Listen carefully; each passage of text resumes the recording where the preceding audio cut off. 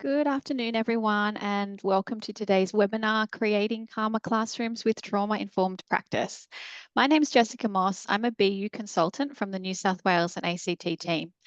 My background is in education, so I've worked as a teacher within a primary school context for the last 12 years, and I really do understand firsthand both the rewards and the challenges that you're facing, and I am coming to you with a deep appreciation for the complexity of teaching. And I really hope that this session offers you some practical strategies that can validate or build on what you're already doing to help you create that calmer classroom that's grounded in trauma-informed practice. And I'm delighted to be co-hosting this webinar today along with my colleague, Lauren Pello, who is also a BU consultant. So I'll hand over to Lauren to introduce herself. Thanks, Jess. I'd just like to echo what you've said there and thank you all for taking the time out of your first week back in term 4 to attend. I'm Lauren and I have a clinical background in mental health. I was a mental health practitioner in schools in the UK, so I delivered clinical interventions to children and young people. But I also worked more widely with schools to implement universal strategies to mental health and well-being within the whole school context. So it's a pleasure to be here today to talk with everyone about how best practice can be applied in the real world. So before we begin, we'd like to acknowledge the traditional owners of the lands on which you're joining us from today. I would like to acknowledge that we're on Camaragal land and we pay our respects to elders past and present.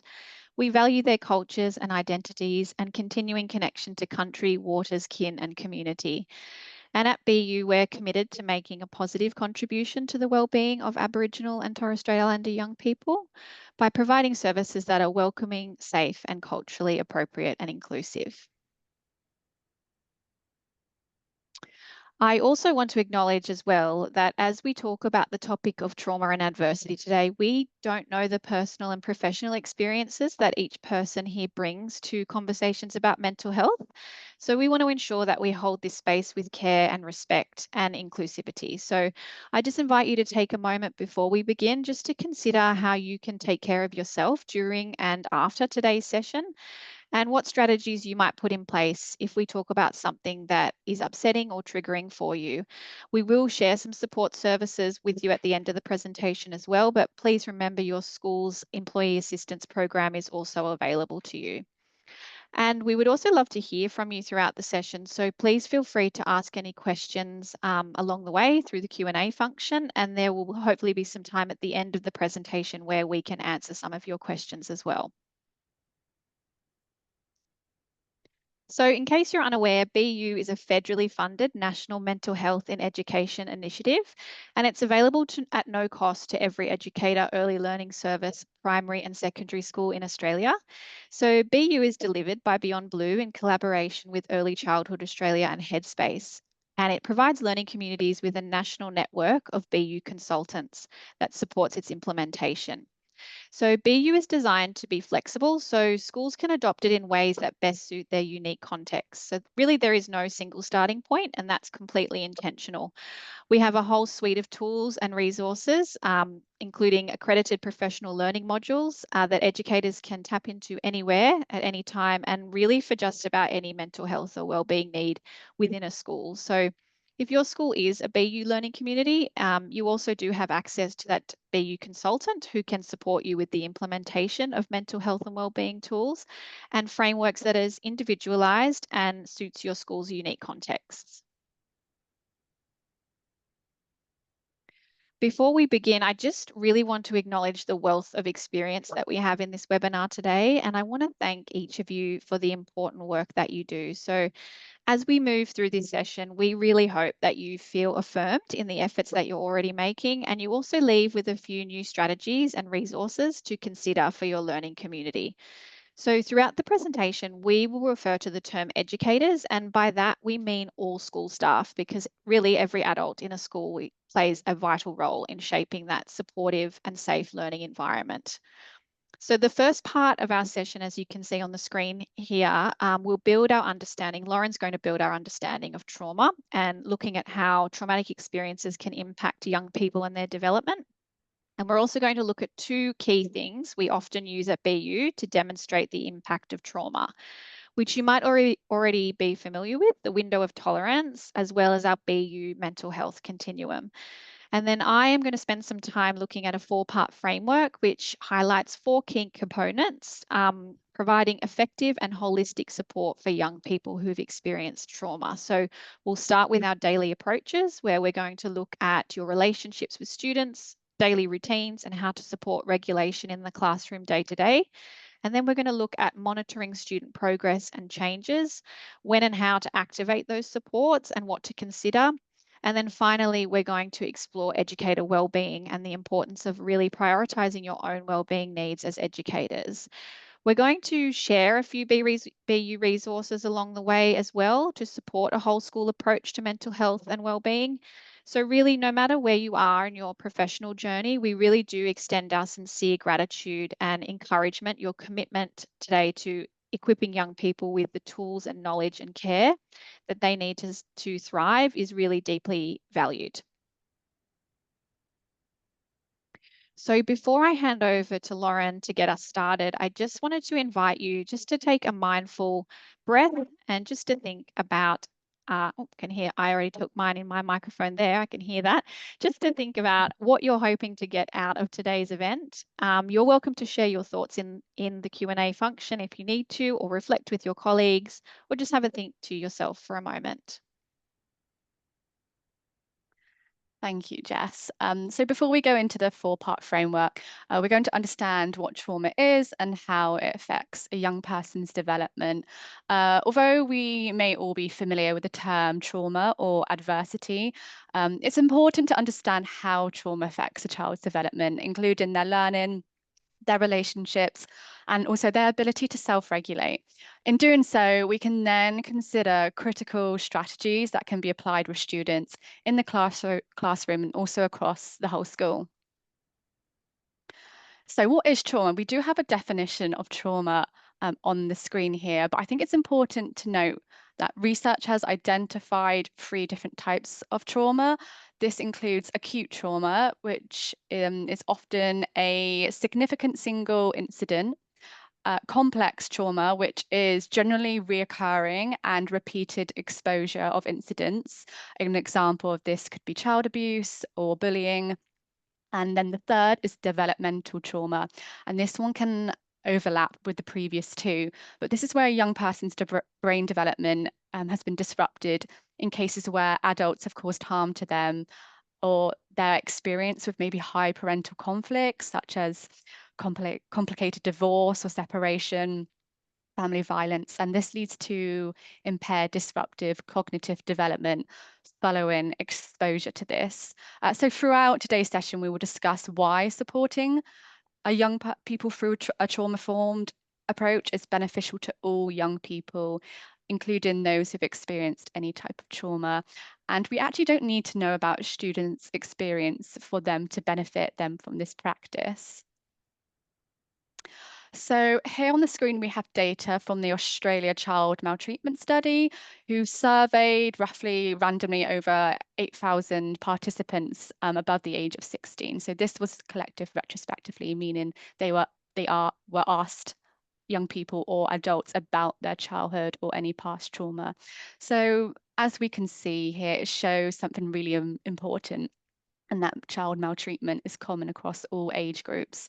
We know that these kinds of experiences can really affect a young person and how they show up in the classroom, so socially, emotionally, and academically. And because their brains are still developing, especially the prefrontal cortex, which isn't fully formed until around the age of 25 years old.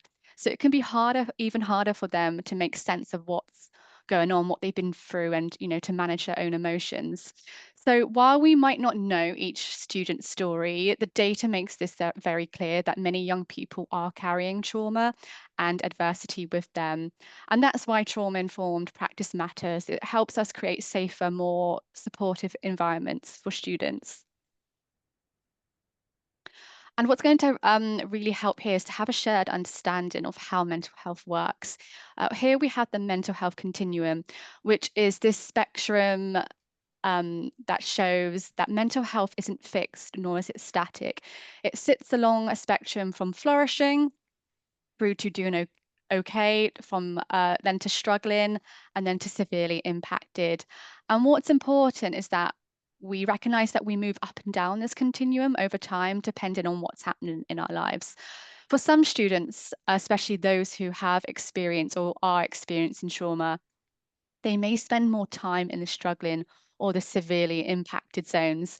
But with the right support and environment, movement back towards flourishing and their well-being is always possible.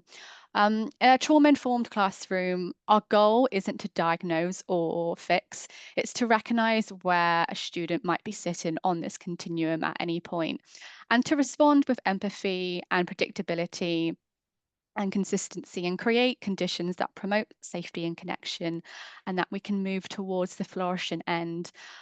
With this continuum, I think it's important as educators, we recognize that we move along this continuum as well, and looking after our own well-being is part of how we sustain a trauma-informed approach. And this is something I will touch on later, is educator well-being.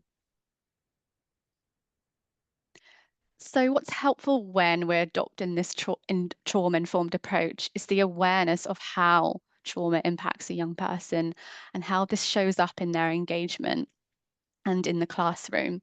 Uh, First of all, trauma can really impact their sense of confidence. As we touched just upon earlier, trauma can affect the way the brain works. So things like processing information, memory, concentration, and emotional regulation. The brain doesn't develop, like I said, until the age of 25. So trauma can particularly disrupt and impair their prefrontal cortex. And this part of the brain is responsible for impulse control, so thinking before acting, logical thinking and reasoning, and decision making. So you might see this play out in the classroom. A student might find it hard to retain information or follow instructions. You might see students act without thinking. You might see that a lot, in fact. And you actually might see them struggle to engage in that higher order thinking. And you might notice that they seem constantly on alert, almost like they're scanning for danger, and that small things can often trigger really strong emotional reactions. So understanding this and being aware of this helps us respond with empathy rather than frustration, and to see this behavior as communication, not defiance. So young people with trauma often see emotions as threats. So their emotional literacy will be impaired, and they will not often share how they are feeling. They will rather show it. So we're trying to shift this narrative from what's wrong with this child to actually what's happened to this child.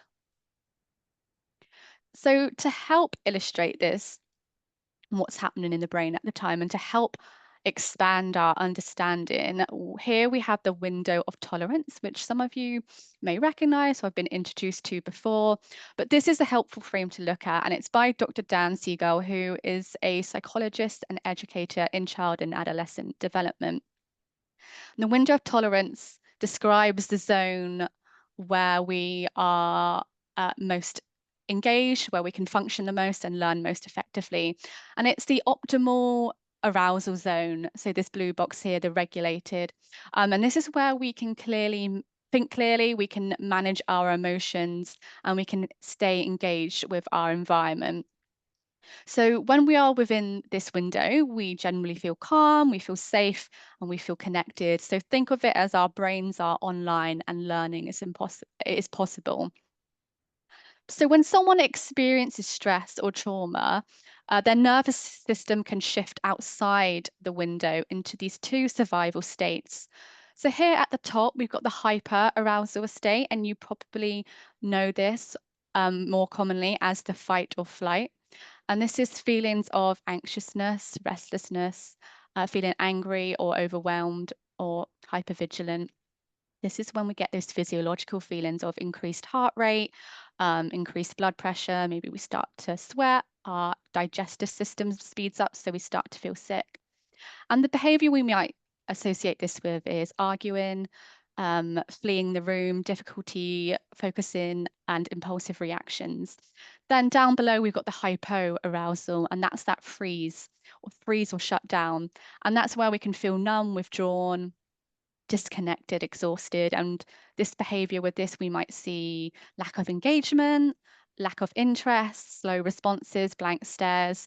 And it's really important to see these behaviors as protective responses, especially in children who have experienced trauma, and it's not deliberate misbehavior. The body is doing what it needs to do in order to feel safe.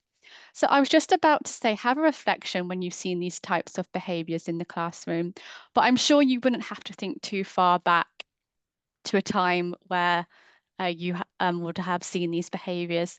But instead, I would like to um, encourage you to actually have a think about your own and when you have experienced being in that hyperarousal and hypoarousal. Okay, just 2 seconds because I've just lost my. Jess, can you still see the screen? Yes. Okay, Can. brilliant. Thanks, Lauren. Okay, so what happens here?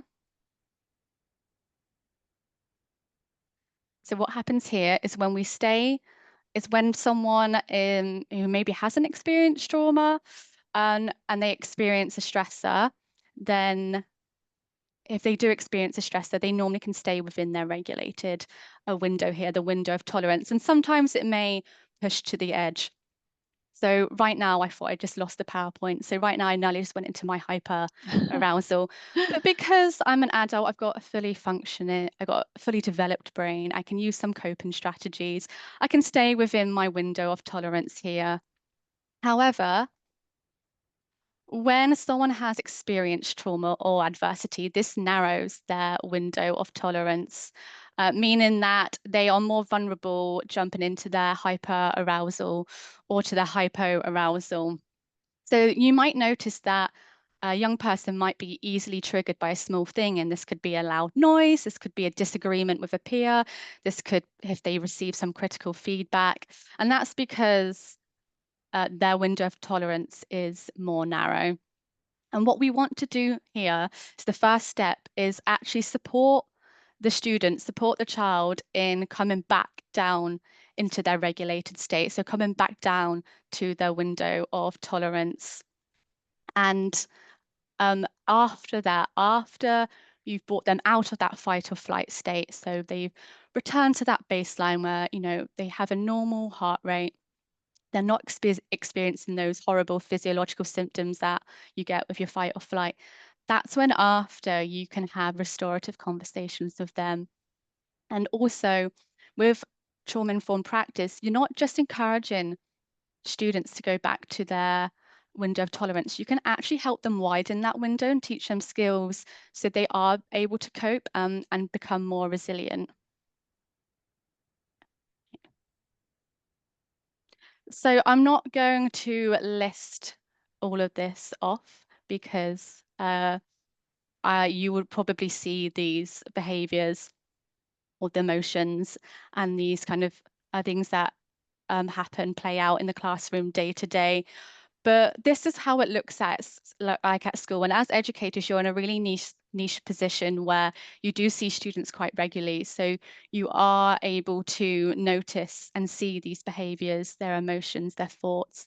So a student might externalize or internalize how they're feeling, and it can play out in their ability to learn, how they engage with their peers, so their social relationships, and also their behaviors. And like I said, it's not like that they don't want to be regulated or they don't want to do this. It's the fact that they can't. It's because they're not engaging with their prefrontal cortex. Their brains have switched offline and they're in that hyperarousal or the hypoarousal. And that's how it might play out in school. So to have awareness of this can really help you as educators. So again, shifting that narrative to why are they doing this, these things on the screen, and to actually what's happened, what's made this child act like this or say this or do this. So supporting First Nations young people. So to engage with Aboriginal elders with local knowledge and insight that can really help guide you to what's best practice and to give you information about their community. And to consider the historical trauma with First Nations young people. Again, the stolen generation, and the intergenerational trauma that's still going on, and the disadvantages that the communities still experience today, and just to be aware of that. And to take a yarning approach. So leave space in school to actually understand and why, and have those conversations, and to be curious and to ask those questions, because connection and trust has to take place before any learning and any change. And just to acknowledge each culture and the healing that has to come after it. So to take that curious approach, and to really consider the niche and specific impacts that they have dealt with. So now we're going to look at the framework for supporting young people with a trauma-informed practice. And this is the framework to support young people to thrive. So here we've got daily approaches, which is what Jess will be guiding you through. We've got then monitor and progress, activate and support, and then the last one is educator wellbeing. So these are the 4 key components to this framework of trauma-informed approach. Thanks so much, Lauren. Like you mentioned, we really don't know the experiences that students are bringing to the classroom each day, but we do know by the numbers that you shared here that there are a lot of young people that bring trauma and adversity.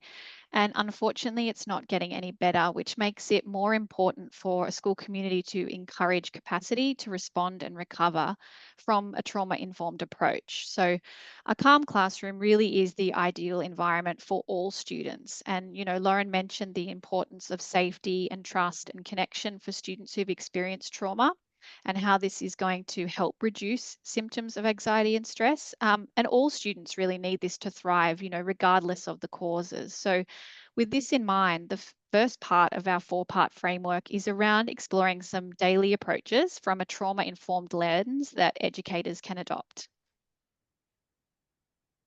So the 3 key components that you may need to consider in your daily practice with your students, particularly when they've been impacted by trauma, are your relationships, regulation, and routine. And so, although these are often presented in a linear way, these principles are deeply interconnected, and they really do shape our daily approaches to teaching and learning. So, while there may be many trauma-informed models, they all share common foundations, and these 3 principles, they stand out as essential tools that educators can use to support both young people in the classroom and across the school community. So, our relationships are one of the most influential factors in the way a young person experiences safety, stability, and security, but it also helps to establish their sense of self and belonging. And this then enables us to support the unique and individual ways our students might regulate, even in the most challenging of moments. So, we're going to look at self-regulation, or being attuned to your own needs, as a core part of keeping calm classrooms. But underpinning both our relationships and regulation strategies is actually a consistent and predictable learning environment. So our routines are going to impact the way our relationships are formed and maintained, and also support students to remain regulated as far as possible. So like I mentioned earlier, I've just left the classroom after 12 years, and these 3 approaches were integral for me, not only to support students who may have experienced varying degrees of trauma, but also to create that optimal learning environment for all students. And I know that these approaches are reflected in your classrooms, and I really hope that some of the ideas and strategies that I'm going to talk through today can really complement what you're already doing. So, one of the most influential protective factors in a child's life is having a safe, caring, and supportive relationship with someone that they trust. And I know for me, relationships always came first. So, nurturing strong relationships and creating a sense of belonging and safety at school is imperative. And this takes on a special importance when we consider the needs of students that have been affected by trauma.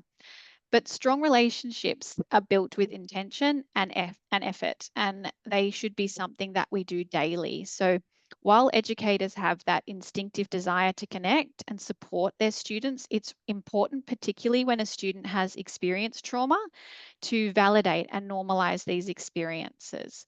And when an educator is able to notice and interpret and respond to a student's emotional state with empathy and care, it can help to create a safe space where they feel heard and understood. And being able to facilitate conversations about social and emotional challenge with our students is also important in our relationships with them. So, our students need spaces where they can air their worries, but also spaces that give them opportunities to model conversations and challenge that unhelpful thinking. And you're likely already doing this, honestly, every single moment of every single day. But thinking about how we can help our students reframe and then work through emotionally or socially challenging situations is inherently going to develop our relationships with them, as well as them developing their relationships with their peers. And while there is always work to be done in terms of building these relationships in our classrooms, relationships extend across our entire school community. So, modeling that acceptance of all young people and recognizing that each day really is a fresh start and trying to separate the behavior from the student is integral. And when students know what is expected of them, those expectations are consistent and we're setting the students up for success. So when we prioritize relationships through those consistent expectations, those attuned interactions, and really a genuine recognition of each student's strengths, we're going to create a school culture where every young person is going to feel safe and valued. And these moments of connection, whether it's a warm greeting or a shared celebration, or even a restorative conversation, they're not small, they really are foundational in creating a sense of connection and belonging. So, in our classroom, relationships are foundation, as I've mentioned. So, every interaction is an opportunity to show students that they're seen and valued and supported, not so much academically or not just academically, but emotionally and socially as well. So, this becomes especially important when you're working with young people who've experienced trauma. And here you can see some things you might want to consider in terms of a safe and supportive relationship and what that might look like and feel like or sound like for you. So, when an educator, for example, is attending to the emotional cues of young people, by that I'm referring to being able to notice when a student is feeling overwhelmed or anxious or angry or moving into that hyper arousal state like Lauren mentioned, an attuned teacher is going to help them understand that these feelings are valid and common, especially in the context of trauma. Or on the other hand, if a student is suddenly withdrawing and moves into that hypoarousal state, an attuned teacher might say, I've noticed you're quieter than usual today. Is everything okay? And it's extremely beneficial to build in opportunities to actively observe those subtle shifts in a student's behavior and tone and body language, or even their engagement to their learning, and then be able to address them or note them in the moment. I can remember in my classroom, I remember using a daily soft check-in. So where at the beginning of each day, I would have the students rating their day using a 1 to 5 scale, and they'd show me with their fingers, and then I knew straight away the baseline I was working with and who needed to be monitored and how I could adjust my teaching to accommodate this. So using prompting questions is also a really effective strategy in the moment. So asking the students, what is the most likely outcome? Or maybe what happened last time when you were in a similar situation, and then directing them to strategies to use by asking, what's one thing we can do right now to help to control the situation? So it might be a breathing technique or a mindful activity. I often used to write examples of these kinds of questions down in my planner or on my phone so I could refer to them in the moment when I was having those one-on-one chats and those restorative conversations. Now, relationships and regulation are interlinked, and you're going to be doing both simultaneously at times, and regulating your own emotions is going to assist the young person to regulate theirs. And this is all underpinned by a safe and supportive relationship that is going to be strengthened every time this occurs. So, if we think back to earlier in the presentation when Lauren explained the window of tolerance and the aim of emotional regulation strategies is to actually bring that young person back into their window of tolerance so that they then feel safe and they can return to their optimal space for learning. So, this means that we are actively promoting and modeling self regulation. And in doing so, lending our own nervous system to our students, that's going to support that co regulation. So, our own regulation means that we as educators are able to provide consistent and attuned and relational responses, and this will build self regulation over time. I think it's really important to note that self-regulation is a skill, that strengthens with its use. And the more frequently young people have the opportunity to draw on this, the more they're going to develop this tool and use it when they need to solve problems. And empowering students with those problem-solving skills is also a vital strategy for helping them manage those uncomfortable emotions and also building resilience. It's not just about teaching cognitive strategies, it's about restoring that sense of agency and safety for students who might feel overwhelmed by uncertainty or emotional distress. We really want the classroom environment to support safety, and setting up a dedicated wellbeing space can really, really help with this. So a wellbeing space is probably best framed as a reflective and quiet space where a child or young person can go to when they might be feeling particularly anxious or experiencing any other overwhelming feelings. It's important to remember that developing regulation skills isn't about fixing or solving a young person's crisis. So, when a young person is experiencing anxiety or fear, our goal is not to remove the discomfort from them, but to gently support them in developing the confidence and capacity to face it. So, building self regulation skills, particularly early in life, is going to lay that foundation for a young person's positive social and emotional development. And it's going to play a key role in those social and developmental milestones that come along with age, such as making friends or building social skills or making good decisions and even managing stress.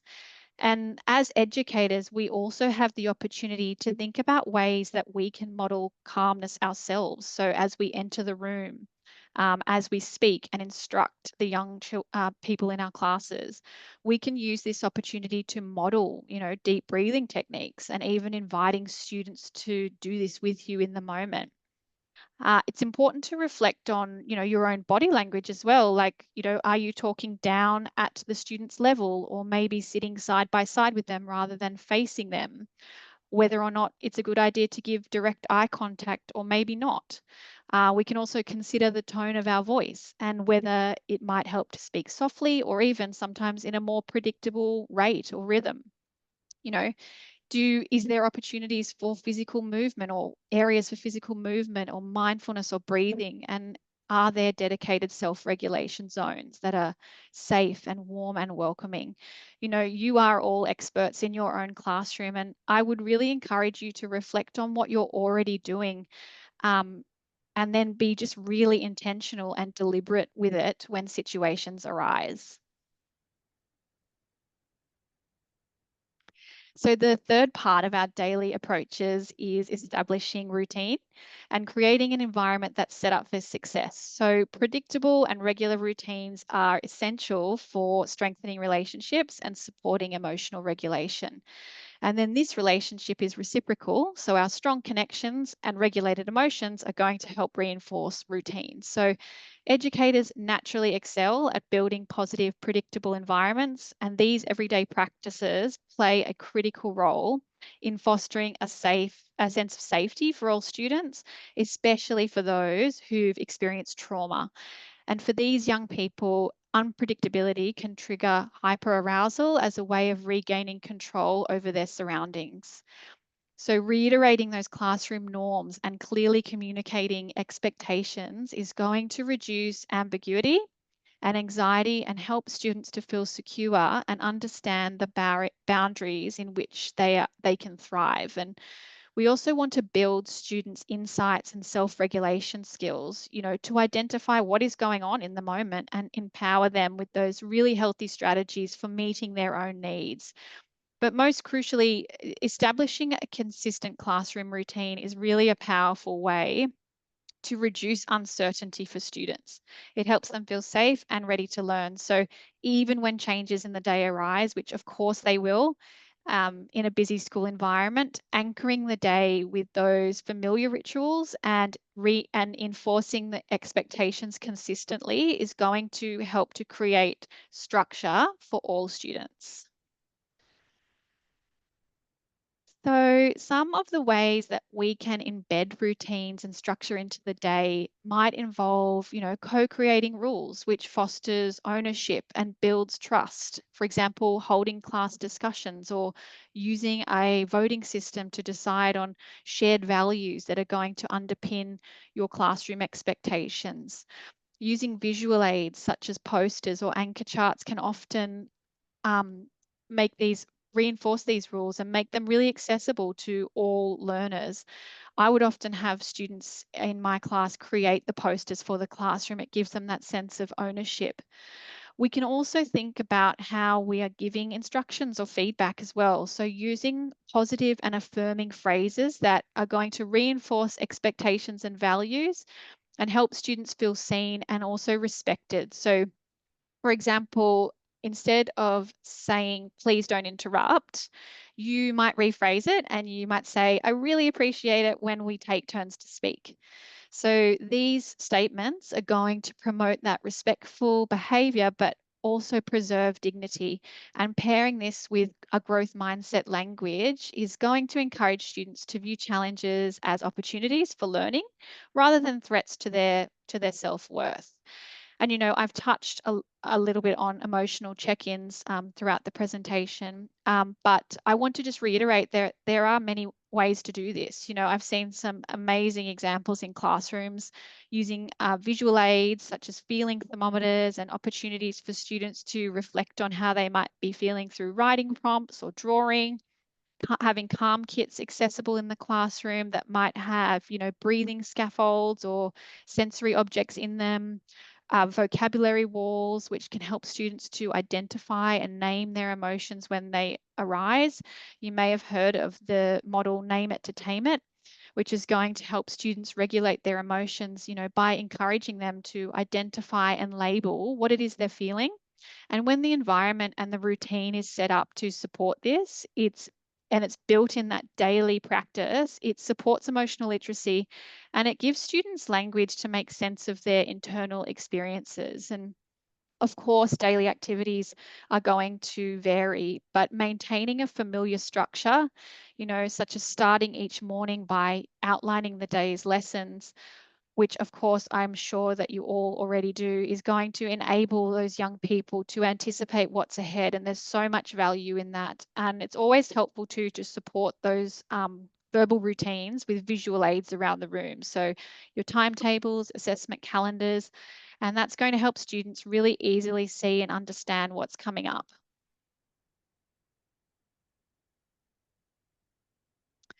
And finally, I want to talk about supporting the mental health and wellbeing needs of diverse communities within your school setting. So to do this really requires thoughtful, inclusive approaches, especially when working with young people from priority groups who've experienced trauma. And again, you really are the experts in your own context. But here on the screen, you can see some overarching principles to guide our ways of interacting with our students. I like to think about practicing cultural humility, which I guess for me looks like recognizing the cultural framework and the lenses that I bring to the work that I do. And then, reflecting and perhaps even challenging, some of my own perceptions so that I can best support the children that I'm working with. Thank you, Jess, for the strategies there.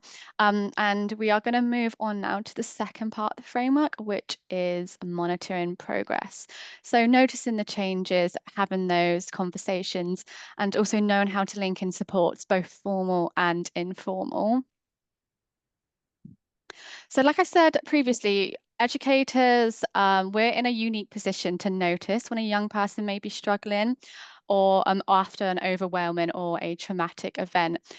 Because you guys see the students regularly, you can often pick up on subtle changes in mood, behavior, or engagement before anyone else does. Everyone reacts differently, so there's no one right response to trauma. And that most young people will cope and recover with the right support and those universal and classroom strategies. Some will experience that short-term distress, but gradually settle over time with the right support. But some, for others, those symptoms may persist and they may even intensify, and they may need that additional support or referral. And the key is here is to stay observant, compassionate, and also responsive, recognizing that recovery looks different for every student. So we have our Bettles observation tool here that can help with understanding and monitoring responses in the classroom. So it's not about treating or diagnosing, but early intervention, which educators are often best placed to provide. This tool can help you notice and document what's really going on for a child or a young person by focusing on their behavior, emotions, thoughts, learning, and social relationships. So encourage us to observe what we see and hear, not just what we think or assume, and to consider the context. So where, when, how often this behavior occurs, what might trigger them, and also what helps. This kind of structured reflection supports our trauma-informed practice by helping us understand a student's experience more deeply without making assumptions, by guiding thoughtful and supportive responses. And this can help have a shared understanding and a shared language. So we encourage use in sharing this tool with even families. We know that some behaviors may not be shown at home, they might be shown in school, so that provides that consistency. But while we do encourage speaking to the parent and care about your concerns, we just want to be mindful that sometimes the home environment might be impacting the young person, and that certain interactions may put the young person at a greater risk. So maybe before that, if you have any concerns, is to talk to the young person to gauge their reactions, gauge their response, and follow up with your school's processes to discuss any concerns. So now for the next part of the framework is activating supports. So we are going to consider a range of services. You're not expected to be a counsellor or a therapist. I just want to make that really, really clear. But you do need to know what to do when you see a student that needs more support than you can provide. Also, it's very handy to familiarise yourself with your school's referral process. So, who to go to, what to do, what to fill out, and how to follow up. It's also helpful to use this mental health continuum I showed earlier as a tool to identify what kind of help the young person needs. So tier 1, so this tier refers to a universal support and a universal approach, the whole school approach to well-being, sitting at that preventative and promotion level of mental health. So think about what you can do as a whole school, implementing universal strategies, encouraging social and emotional learning practices that can be implemented in the environment and ethos of the school. You then have tier 2, which is a step up. This is when you might think of changes to the environment, more specifically, internal support within the school, so liaising with staff, and also increasing awareness with families. The next tier is tier 3. So this is when you see a young person that's severely impacted. So they're not at that baseline behavior anymore. So as I said, you're in a good position because you see these students regularly, and you might understand what's considered the norm for one student. What's that baseline behavior? However, you might see those changes, and you might see those changes more frequently, and certain behaviours that might be there for a prolonged amount of time. And that's when you might start to think, oh, they need external help, maybe from GP, a specialised service. And also that's when you start to think about ensuring immediate safety, if there's an imminent risk within school, if you're seeing, increased and risky behaviours, and also developing an education support plan that's of consistent use within the school. So we got these 3 tiers here, and I think a tiered support is really, really effective and really, really crucial. I think it's really important, in fact, to recognise the importance of tier 1 and tier 2 support, because tier 1 and tier 2, first of all, it supports all students. Tier 1 supports all of the students in the school, and then tier 2 will support the ones who are facing the challenges. A child who is struggling may not need to jump straight to tier 3 support for that specialized support. I can remember actually when I was delivering clinical interventions, when I was a mental health practitioner in schools, and I was receiving a lot of referrals for students where dysregulation was a concern. And I would ask the staff if they had tried any of the tier 1 or tier 2 and those universal strategies yet, changing those parts in the environment. And sometimes they hadn't tried at all. So I'd always encourage the staff to start off with a tiered approach and try those tier 1 and tier 2 suggestions first. I just think a tiered approach ensures we're utilizing resources wisely and appropriately. And again, I would heavily recommend reviewing any tier 1 or tier 2 strategies that could be used first. And sometimes that is all that is needed. And those, adaptations that Jess has spoken about really does make the difference when it's continually and consistently used.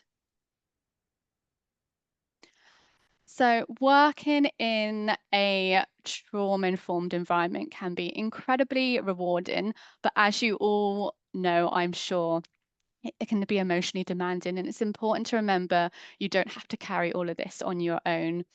So when we seek help from whether it's a colleague, a leader in our team, part of the wellbeing team, maybe, we're not just supporting ourselves, but we're practicing what we preach. We're also modeling healthy, help-seeking behaviors for our students. And many young people impacted by trauma struggle to ask for help, like we know. And when they see us doing it, it normalizes it. And it teaches them it's okay to reach out.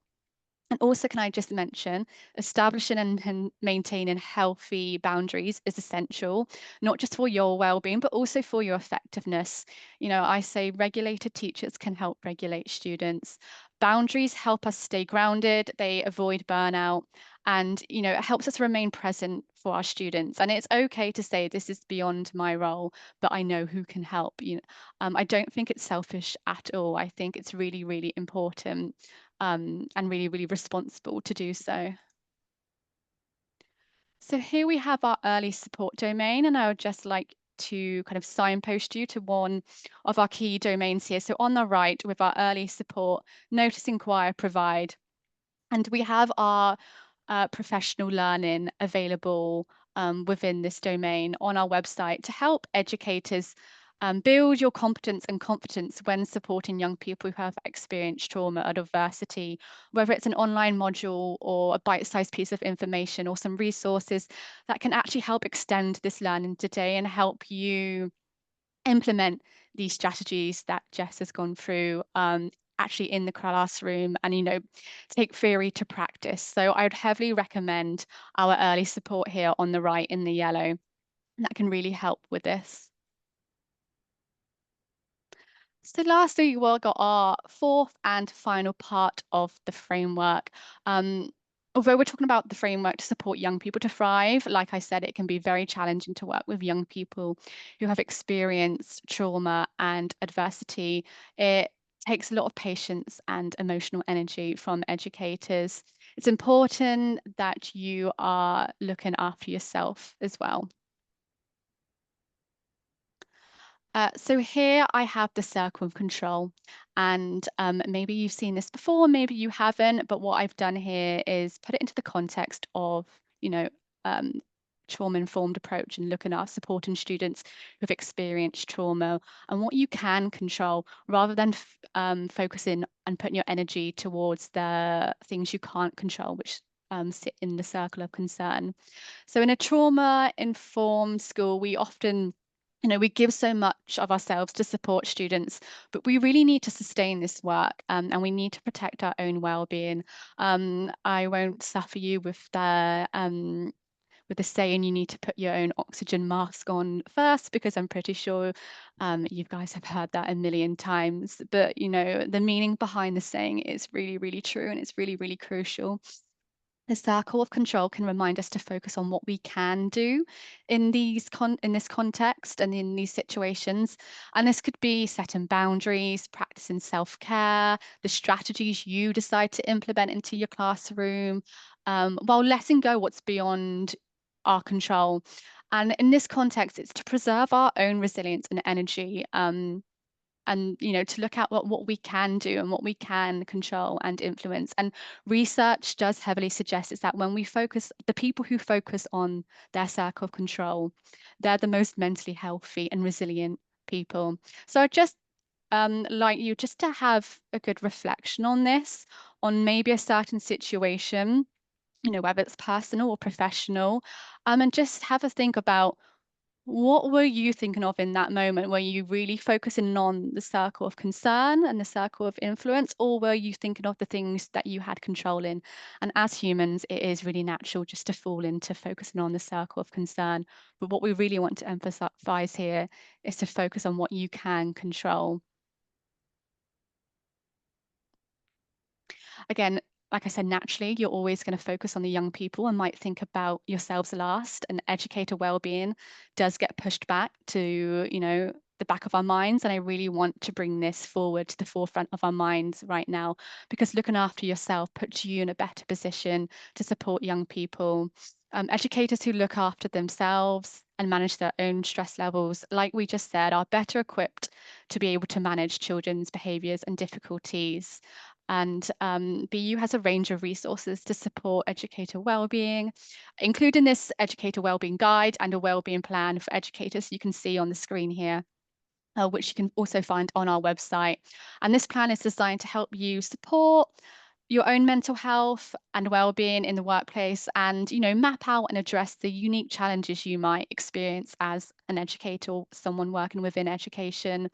And it helps you just consider and consolidate strategies and resources you can use to protect your own well-being in the workplace and also outside, and also help manage those disruptions at work.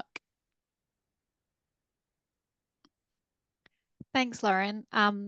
I was listening to you talk there, and I have to say, I really do love the circles of control, influence, and concern model. I just think it's such an effective tool to use to really reflect on what we actually do have control of as educators, and just being able to focus on that, as the research states, it's really going to allow us to ultimately have better mental health outcomes overall.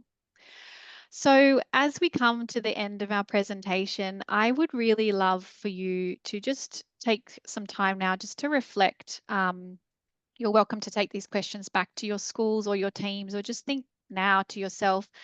I want you to think about something that you are doing really well already, because I know there are so many wonderful things happening in classrooms, and I think it's really important to celebrate that. I would also like you to think about a quick win that maybe you could implement, tomorrow or sometime soon. And then a long-term goal that you can set when it comes to embedding trauma-informed practice into your school. So we do have a little bit of time for some questions. Our moderators have passed on a few questions that have come through. So Lauren, if you don't mind, I might throw to you first, because I feel like this would be a great one for you to answer. We've been asked, what would be the best way to get buy-in from staff who don't understand that students may not be able to control their own behaviour? That's a really good and really interesting question that's been asked, because often or not, that buy-in or that lack of buy-in can be the first hurdle into implementing a trauma-informed approach. And what I find it helps, and this is why I shared it in the beginning, the understanding trauma and how it impacts the brain. I find sharing the neuroscience and the research behind it in the beginning at the webinar but in a simple and relatable way, like comparing it to how we act as adults when we're overwhelmed or under stress, Mm. and to have some time, spend time reflect on in it in this that in a safe space, encouraging that shift, that narrative shift from what's wrong with the student or why is this student behaving like this to actually what's happened to the student. And also, I think to practice what we preach, to take this trauma-informed model, meeting staff where they're at. So understanding, being aware, okay, what's stopping this certain staff member from agreeing or taking on this approach? Is it lack of information? Is it lack of confidence? Is it the stigma attached to it? And I had a very similar question about accountability. So I might add to this question answer where often there's a stigma attached to trauma-informed practice, and it's about people assume that we're removing boundaries. And it's really important to stress that it doesn't mean we drop our expectations or boundaries through this approach. It's actually the opposite. Kids need boundaries and consistency to make them feel safe. It's about how we hold those boundaries. Accountability and compassion can coexist, but instead of punishing a child for their behavior, it's using a restorative approach instead and helping them see what's wrong with the behavior without focusing on blame and shame. It's about how can we repair and how do we support these students to learn new responses. So, shifting from that punitive approach to the restorative approach, structure and care can really help a student grow within those boundaries. And I think another real practical way is using real life examples, looking at a time where these strategies have been really useful and have had good sustainable outcomes in your own school community. When you have made a child feel safe, when you've calmed their nervous system down, you know, when you have when this has been followed, then with that restorative conversation and reinforce those boundaries. I know it takes time and energy, but implementing debriefs and having a safe and open team discussion can really help this approach be taken on by the whole school and across all educators. So, sometimes it is that stigma and it is just that information and education around what is a trauma-informed approach and what it isn't. Um, Actually, we've got a couple minutes left, Jess, so I will throw another question to you because we have lots of really good ones in. And Sure. Jess, I would like to ask you, it's a really good one here, is three first steps or just three simple actions that a school can do to be more effective in trauma-informed. Okay, well, this is actually, yeah, it's a great question. So I think I want to start by answering that with it's just important to remember that for a school to become, trauma informed, it doesn't mean that everything needs to be overhauled at once. It's going to start with a few intentional steps and it's going to take time. So first, I guess I would suggest about thinking about ways that you can build a shared understanding. So, through that short and practical professional learning sessions for staff, and that includes all staff, from teaching staff to admin staff. So, that's going to create that common language and really, that shared understanding of how trauma really affects the brain and a child's behavior, and then ultimately, their learning. And secondly, I mentioned earlier, and I can't stress enough, obviously, the importance of focusing on those, predictable routines and those predictable relationships. So students are going to heal through those consistent and those calm interactions. And, this might look like, greeting them at the gate by name each day or using a really clear structure in your conversations and modeling, self-regulation skills, like these really, really small relational moments are going to have a huge impact in the long term. And then I think lastly, I would suggest, reviewing policies and practices, through a trauma-informed lens. So thinking about whether your behavior responses prioritize safety and connection, and then shifting the narrative, from punishment to restoration. And like I said, this is going to take time. It certainly won't happen overnight, but it will make a change to the school culture. Thank you, Jess. That was really informative of you. Thank And you. nicely worded. I would just like to jump in and just say this has been recorded, and this recording will be available early on next week, just so you guys are aware. Excellent. We're almost at time, so I will just share with you quickly that on Wednesday, the 29th of October, BU is going to be hosting a follow-up workshop, which is designed for action team leaders, school leaders, and wellbeing professionals. And it's going to be an opportunity to collaborate and discuss, how trauma-informed principles are being translated into everyday practice, and ways in which educators are embedding trauma-informed practices in their setting, including, what's working well and, some of the challenges that they're navigating. And the event will be a hands-on workshop. So educators will be invited to, participate in the conversation. And I think it'll be a really great opportunity for wellbeing teams who are passionate about driving this meaningful change in the area of trauma-informed practice. Just before you go, I just wanted to share this image of mental health supports that are available to reach out to if you are concerned about any changes that you're seeing in yourself, your colleagues, or any young people that you're working with. It's also a great graphic to share with your school community, and there will be a link to that provided as well. So this brings us to the end of our presentation today. Thank you all so much for joining us, and we really hope that we were able to spark some curiosity and give you some tools and strategies to take away and try. And when the meeting ends, you will be directed to complete a short survey. It only takes around 1 minute, and we would really appreciate your feedback as it helps us to improve our content and then reflect on our practice as well. So if you have time, please do fill it in. And thank you so much, for taking the time to join today's session, and just, the resources that I've mentioned or we've mentioned throughout the session will have been shared. And we do encourage you to register yourself as an individual or learning community with BU and keep up to date with all of the resources and events that we have coming up. And if you don't know who your school's BU consultant is, please contact us through the website. We'd be happy to put you in touch with the right person. So on behalf of Lauren and myself and the wider BU team, we really thank you so much for taking the time to join our session today. And we really hope that you have something to take back to your community. And we hope to see you again online soon. Thank you, guys. Thank you.